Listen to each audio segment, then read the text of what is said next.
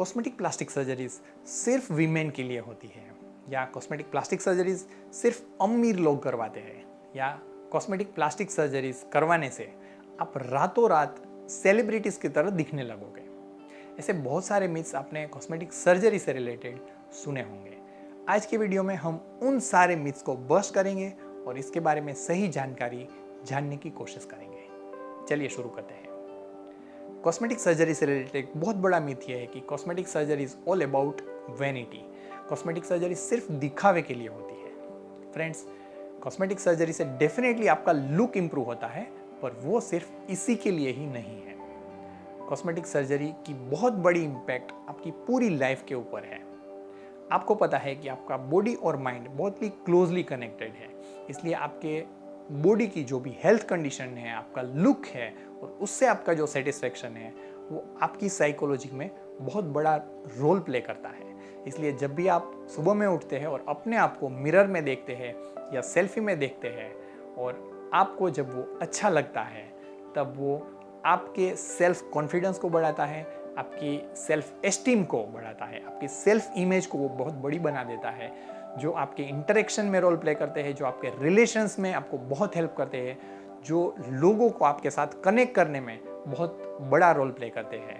और अल्टीमेटली ये आपके साइकोलॉजिकल वेलबींग को बढ़ाता है, आपके परफॉर्मेंस को बढ़ाता है और अल्टीमेटली आपके क्वालिटी ऑफ लाइफ को इम्प्रूव करने में आपकी बहुत बड़ी हेल्प कर सकता है। Second myth is all plastic surgeons are the same. Friends, plastic surgery ये बहुत बड़ी स्पेशलिटी है। इसमें ऐसे बहुत सारे अलग अलग सब स्पेशलिटीज़ हैं जो अलग अलग तरह के प्रॉब्लम्स को एड्रेस करने के लिए बनी हुई है। इसमें कुछ सब स्पेशलिटीज़ ऐसी है जो डैमेज्ड बॉडी पार्ट्स को करेक्ट करने के लिए, रिपेयर करने के लिए, रिकंस्ट्रक्ट करने के लिए बनी हुई है, जबकि कुछ सब स्पेशलिटीज़ ऐसी है जो आपके normal healthy looking body parts को और ज़्यादा ब्यूटीफुल या अट्रैक्टिव बनाने के लिए बनी हुई है। तो इस तरह से जब भी आप अपनी कॉस्मेटिक सर्जरीज़ के लिए पर्टिकुलर प्लास्टिक सर्जन को दिखाने जाते हैं, तब आपको ये देखना चाहिए कि उनका क्वालिफिकेशन क्या है, क्या वो सही में प्लास्टिक सर्जरी में क्वालिफाइड पर्सन है, और उसके साथ प्लास्टिक सर्जरी के किस फील्ड में उनका एक्सपीरियंस बिल्ड हुआ है। और जब भी आपकी जो डिज़ायर्ड प्रोसीजर है, उस रिलेटेड प्रोसीजर में वो प्लास्टिक सर्जन कंफर्टेबल है, उनका अच्छा एक्सपीरियंस है, उनके अच्छे रिजल्ट्स है, और तब आप उनसे जब ये प्रोसीजर करवाते हैं, तब आपको अच्छे रिजल्ट्स मिलने के चांसेस है काफ़ी बढ़ जाते हैं। Third myth is cosmetic surgeries are only for women, या cosmetic surgeries are mainly made for women. Friends, शायद ये सेंटेंस कुछ सालों पहले सही हुआ करता होगा, लेकिन पिछले कुछ सालों में मैंने मेरे एक्सपीरियंस में यह देखा है कि man are equally look conscious as women. और ऐसी बहुत सारी प्रोसीजर्स है जो आजकल मैन बहुत फ्रीक्वेंटली कराने लगे हैं। इनफैक्ट मैं अभी मेरी प्रैक्टिस की बात करूँ तो लगभग मैन और वीमेन हैं वो कंपेरेबल प्रपोर्शन में आने लगे हैं। और ऐसी बहुत सारी जो प्रोसीजर्स है, जैसे कि हेयर ट्रांसप्लांटेशन है, राइनोप्लास्टीज है, गाइनेकोमास्टिया सर्जरीज है, लिपोसक्शन सर्जरीज है, ये बहुत कॉमनली आजकल मेल भी करवाने लगे हैं। Fourth myth is cosmetic surgery के रिजल्ट्स है वो बहुत ही ऑब्वियस होते हैं या अननेचुरल या आर्टिफिशियल होते हैं। फ्रेंड्स, जो मेडिकल साइंस में जो एडवांसमेंट्स हुए हैं, टेक्नोलॉजी में एडवांसमेंट्स हुए हैं, सर्जिकल टेक्निक्स जो रिफाइन हुई है, उसके साथ आज कॉस्मेटिक सर्जरी के रिजल्ट्स हैं वो काफ़ी नेचुरल दिखने लगे हैं। कई बार वो सटल हो सकते हैं या कई बार ऑब्वियस या ड्रास्टिक हो सकते हैं, और वो डिपेंड करता है आपकी डिज़ायर के ऊपर, आपके एस्थेटिक गोल्स के ऊपर कि आप कैसा शेप चाहते हैं, कैसा रिजल्ट चाहते हैं। But ultimately those looks very natural. Fifth is it's a quick fix procedures. Cosmetic surgeries के बाद आपको तुरंत रिजल्ट मिल जाता है। फ्रेंड्स, कोई भी सर्जरी हो उसमें रिजल्ट कभी इंस्टेंट नहीं होता है। उसके बाद एक रिकवरी पीरियड होता है, डाउन टाइम होता है, और उसके दौरान बॉडी सर्जरी साइट्स को हील करता है और उसके बाद आपको रिजल्ट्स दिखता है। इसलिए कोई भी कॉस्मेटिक सर्जरीज के बाद भी कुछ हफ्तों या कुछ महीनों के बाद आपको आपका फाइनल रिजल्ट या फाइनल आउटकम मिलता है। इसलिए आपको कॉस्मेटिक सर्जरीज के बाद फाइनल रिजल्ट्स देखने में और मिलने में कुछ वक्त का टाइम लगता है, जिसमें आपको पेशेंस रखना बहुत ज़रूरी होता है। 6 is only the reach can afford it. सिर्फ रीच या सुपर रिच लोग हैं वही कॉस्मेटिक सर्जरीज करवाते हैं। फ्रेंड्स, मेरी प्रैक्टिस में ये मैंने देखा है कि मेरे जो पेशेंट्स हैं उसमें से ऑलमोस्ट 50-60% पेशेंट्स ऐसे हैं जो मिडिल क्लास या अपर मिडिल क्लास से बिलोंग करते हैं और वे सही में ये कॉस्मेटिक सर्जरीज करवा सकते हैं। और उसका रीज़न ये है कि आज हमारी लाइफस्टाइल के पीछे, हम हमारे हॉबीज़ के पीछे, हम हमारी एसेसरीज या ज्वेलरीज के पीछे जो भी खर्च करते हैं, उसके कंपैरिजन में जो कॉस्मेटिक सर्जरी का जो एक्सपेंस है वो कंपैरेटिवली बहुत ही रिजनेबल है और उसके जो रिजल्ट्स है बहुत ही लॉन्ग लास्टिंग होते हैं, कई बार परमानेंट होते हैं। इसलिए सही में वो आपकी लाइफ में काफ़ी ज़्यादा वैल्यूज़ ऐड करते हैं। और इसके साथ कुछ फाइनेंसिंग ऑप्शंस भी आज अवेलेबल होने लगे हैं, जिसमें कुछ बैंक्स या नॉन बैंकिंग फाइनेंस कंपनीज है वो EMI पे भी आपको कॉस्मेटिक सर्जरीज अलाउ करते हैं, जो आपके लिए भी बहुत हेल्पफुल हो सकती है। 7th myth is one size fits to all. Cosmetic surgery से उसमें वो पर्टिकुलर प्रोसीजर हर एक पर्सन में सेम तरह से परफॉर्म की जाती है। फ्रेंड्स, हर एक पर्सन यूनिक है।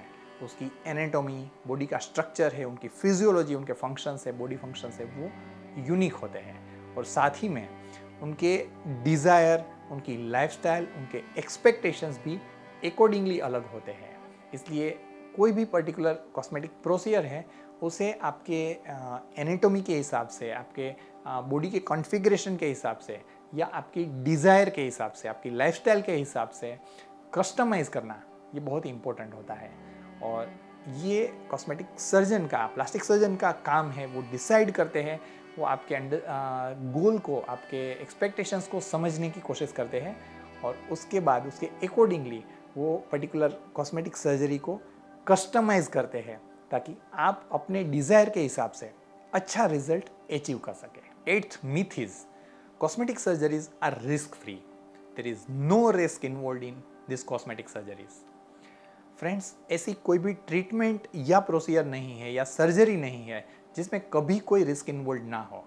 कहीं ना कहीं उसमें रिस्क इन्वॉल्व होता है, लेकिन जब आप अच्छी हेल्थ कंडीशन में हैं, आपकी इम्यूनिटी अच्छी है, आप जिस सर्जन के पास कॉस्मेटिक सर्जरी परफॉर्म करवाने के लिए जा रहे हैं उनका एक्सपीरियंस, उनके क्वालिफिकेशंस अच्छे हैं और ये सर्जरी जब ऐसे वेल डिज़ाइंड और स्पेशलाइज्ड ऑपरेशन थिएटर में परफॉर्म की जाती है तब उसमें कोई भी साइड इफ़ेक्ट होने के चांसेस है वो नेग्लिजिबल होते हैं, यानी कि ना के बराबर होते हैं। और इस तरह डेफिनेटली ये सर्जरीज सेफ है, लेकिन ऐसा हम कभी नहीं कह सकते हैं इसमें कभी कोई रिस्क इन्वॉल्व नहीं होता है। 9th is you will look like a celebrity you want.